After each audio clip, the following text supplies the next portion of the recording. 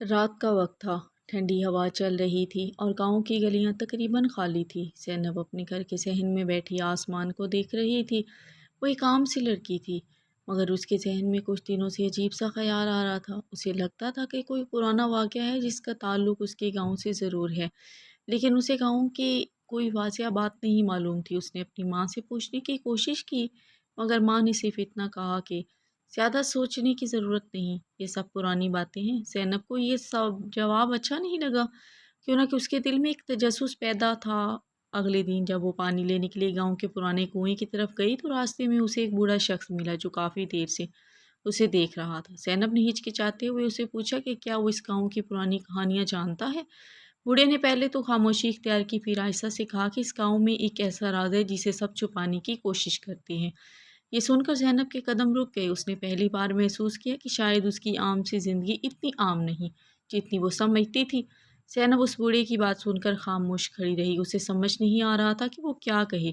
बूढ़ा आदमी आहिस्ता आहिस्ता चलता हुआ वहाँ से जाने लगा, मगर जाते जाते उसने पीछे मुड़कर सिर्फ इतना कहा कि अगर सच जानना है तो गांव के पुराने स्कूल के पास आ जाना। ज़ैनब ने इस बात को संजीदा लिया, लेकिन वो अभी डरी हुई भी थी। उसने सोचा कि पहले घर जाकर किसी से बात करे, मगर घर पहुंचकर भी उसके जहन में वही बात घूम रही थी। रात को जब सब सो गए तो ज़ैनब ने फैसला किया कि वो अगले दिन ज़रूर उस पुराने स्कूल के पास जाएगी। अगली सुबह वो जल्दी उठ गई और मामूल से हटकर बगैर किसी को बताए बाहर निकल गई। रास्ता काफ़ी खामोश था और जैसे जैसे वो पुराने स्कूल के करीब पहुंच गई थी, वैसे वैसे माहौल भी सुनसान होता जा रहा था। स्कूल की इमारत दूर से ही पुरानी और टूटी फूटी नज़र आ रही थी। ज़ैनब कुछ लम्हे वहीं खड़ी रही, फिर आहिस्ता आहिस्ता आगे बढ़ गई और जैसे ही वो गेट के पास पहुंची तो गेट खुद ब खुद हिलने लगा। ज़ैनब जैसे ही उस पुराने स्कूल के गेट के पास पहुंची तो उसे ऐसे लगा जैसे वहाँ हवा भी रुक गई हो। गेट आहिस्ता आहिस्ता खुद ही हिल रहा था और उसकी जंग आलूद आवाज़ पूरे सन्नाटे में गूंज रही थी। ज़ैनब ने पहले पीछे मुड़कर देखा कि कहीं कोई और तो नहीं, लेकिन वहाँ कोई भी नहीं था। उसने हिम्मत करके गेट को हाथ लगाया तो वो हल्का सा खुल गया। अंदर का सहन बहुत ज़्यादा ख़राब था। घास उगी हुई थी और दीवारों पर दरारें पड़ी हुई थी। हर तरफ खामोशी थी, लेकिन ज़ैनब को ऐसा महसूस हो रहा था कि जैसे कोई उसे देख रहा हो। वो आहिस्ता आहिस्ता अंदर दाखिल हुई और जैसे ही वो चंद कदम आगे गई तो अचानक पीछे से गेट जोर से बंद हो गया। इस आवाज़ से ज़ैनब एक लम्हे के लिए डर गई, लेकिन उसने खुद को संभाला और आगे बढ़ रही थी। स्कूल की इमारत के दरवाजे खुले हुए थे और अंदर अंधेरा ज़्यादा था। ज़ैनब ने मोबाइल की लाइट ऑन की और अंदर दाखिल हुई। अंदर क्लासरूम्स खाली थे, लेकिन हर जगह पुरानी कुर्सियाँ और टूटी हुई चीज़ें बिखरी पड़ी थी। वो आहिस्ता आहिस्ता एक क्लास के करीब पहुंची तो उसे लगा जैसे अंदर से किसी के कदमों की आवाज़ आ रही है। वो रुक गई और गौर से सुनने लगी कि लेकिन जैसे ही वो एक कदम आगे बढ़ती, वो आवाज़ भी वहीं रुक गई। ज़ैनब का दिल ज़ोर ज़ोर से धड़कने लगा, मगर वो पीछे नहीं हटी। क्यों ना कि वो जानती थी कि अगर वो यहाँ तक आ गई है तो यहाँ से हट कर जाना बेवकूफ़ी है।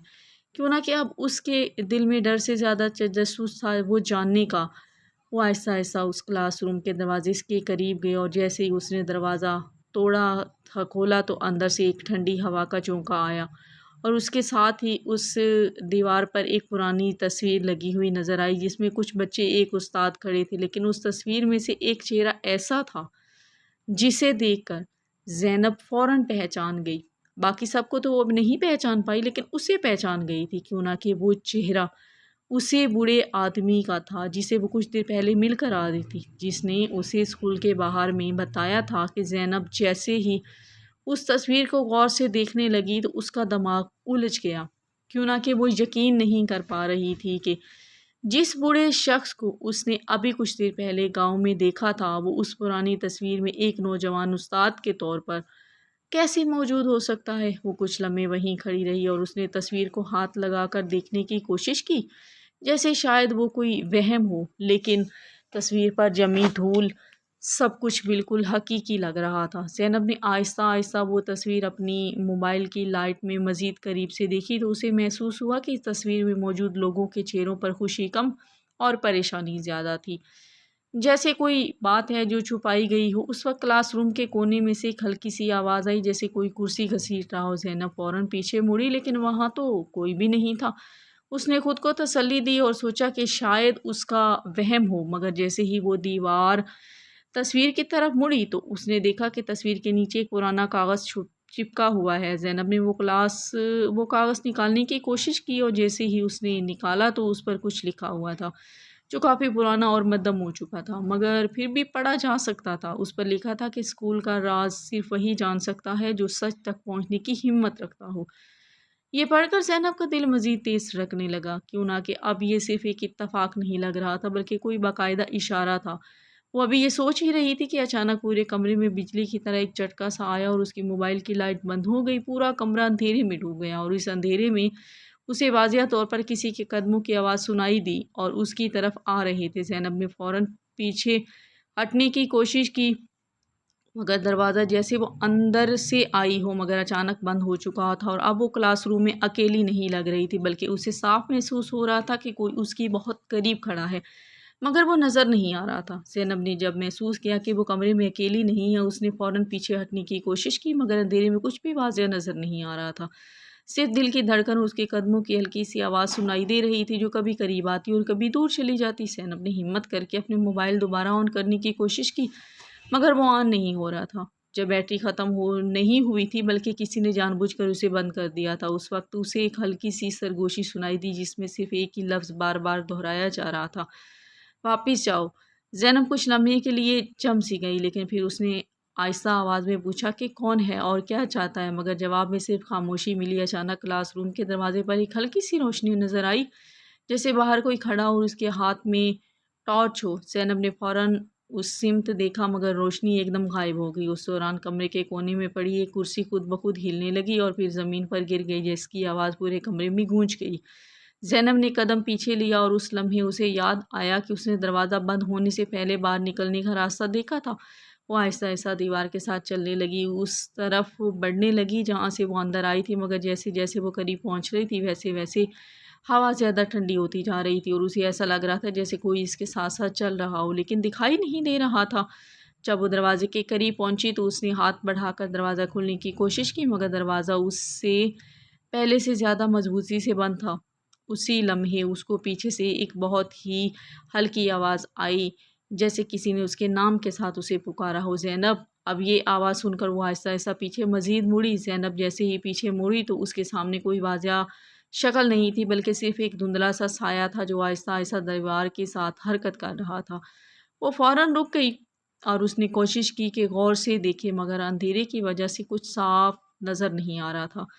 اس لمحے وہ ہلکی سی آواز دوبارہ آئی اور اس بار آواز تھوڑی واضح تھی، جیسے کوئی بہت قریب کھڑا ہو کر آہستہ آہستہ بول رہا ہو۔ زینب نے گھبرا کر پوچھا کہ کون ہے اور کیوں اس کے پیچھے لگا ہوا ہے، مگر جواب میں صرف ایک ٹھنڈی ہوا کا جھونکا آیا جس سے کمرے میں پڑے کاغذ اور پرانی چیزیں ہلنے لگی۔ زینب آہستہ آہستہ پیچھے ہٹنے لگی، لیکن اس کے قدم کسی چیز سے ٹکرا گئے۔ اس نے نیچے دیکھا تو وہاں ایک پرانی لکڑی کی دراز پڑی تھی جو پہلے وہاں نہیں تھی۔ زینب نے ہمت کر کے وہ دراز کھولی تو اس میں ایک پرانی رجسٹر جیسی کتاب پڑی تھی جس کے صفحات پھیلے ہوئے تھے، پیلے ہو چکے تھے۔ اس نے جیسے ہی وہ رجسٹر کھولا تو اس میں اسکول کے طلباء کے نام لکھے ہوئے تھے، مگر کچھ ناموں پر لائن کھینچی گئی تھی، جیسے نشانیاں لگائی گئی ہوں، جیسے انہیں حذف کیا گیا ہو۔ زینب کو یہ دیکھ کر عجیب سا خوف محسوس ہوا، مگر اس کے ساتھ ساتھ تجسس بھی بڑھ گیا تھا۔ وہ ابھی صفحہ پلٹ ہی رہی تھی کہ اچانک ایک صفحہ پھر اس نے وہی تصویر دیکھی جو پہلے دیوار پر لگی تھی۔ تصویر اس کے نیچے ایک نوٹ لکھا تھا کہ یہ اسکول بند نہیں ہوا تھا، اسے چھپایا گیا تھا۔ یہ پڑھ کر زینب کا دل تیز دھڑکنے لگا، کیوں نہ کہ اب معاملہ صرف ایک پرانی عمارت کا نہیں لگ رہا تھا بلکہ کسی چھپے ہوئے راز کا تھا۔ اس وقت رجسٹر کے اندر سے ایک صفحہ خود بخود پلٹ گیا اور اس پر صرف ایک ہی جملہ لکھا ہوا تھا، اب تم بھی اس کہانی کا حصہ بن چکی ہو۔ اور جیسے ہی زینب نے یہ پڑھا تو پورے کمرے میں ایک زوردار آواز گونجی اور روشنی ایک بار پھر بند ہو گئی۔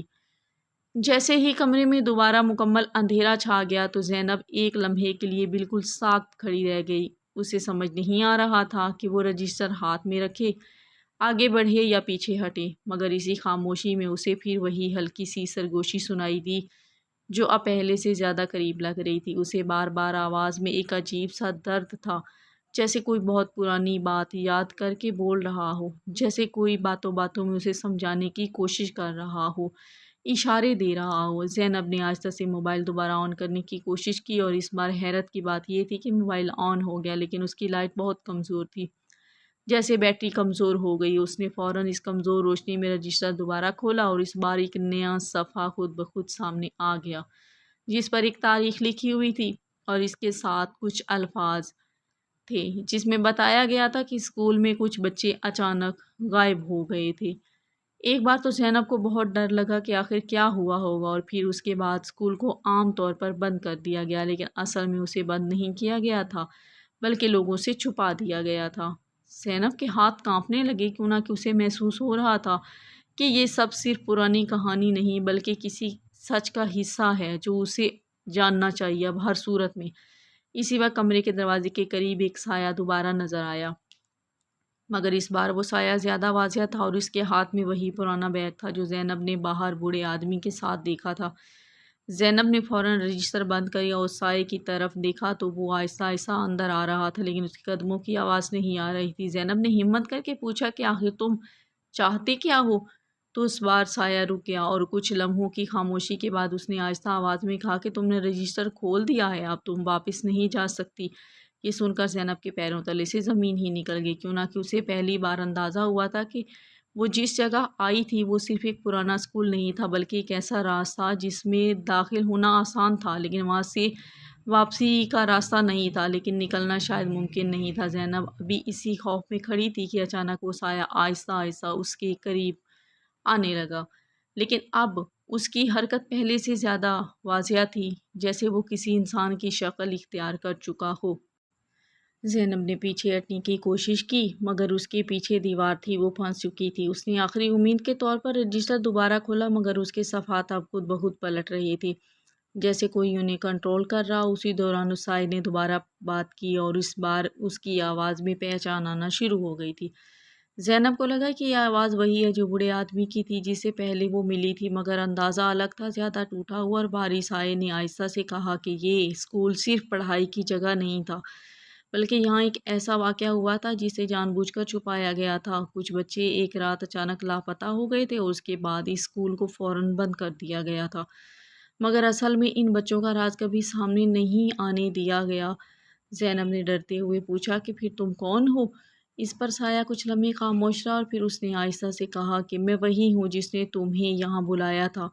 یہ سن کر زینب کا دل زور سے دھڑکا، کیوں نہ کہ اب اسے سمجھ آ رہا تھا کہ بوڑھا آدمی اور یہ سایہ کہیں نہ کہیں ایک ہی حقیقت کے دو حصے ہیں، جسے وہ شاید سمجھ نہیں پا رہی تھی۔ اسی وقت رجسٹر کے آخری صفحے پر ایک نام خود بخود لکھا گیا، اور وہ نام دیکھ کر زینب کی آنکھیں کھلی کی کھلی رہ گئی، کیوں نہ کہ وہ نام اسی بوڑھے آدمی کا تھا، لیکن اس کے ساتھ ایک اور بات بھی لکھی تھی کہ میں اس اسکول میں واپس نہیں آ سکتا تھا، اسی لیے اب میں تمہیں سچ دکھا رہا ہوں۔ زینب یہ ابھی سب پڑھ ہی رہی تھی کہ اچانک پورے کمرے میں زوردار جھٹکا آیا، اور دیوار پر لگی پرانی تصویر زمین پر گر گئی، اور اس کے ساتھ ہی سایہ تیزی سے غائب ہونے لگا، جیسے کسی نے اسے کھینچ لیا ہو۔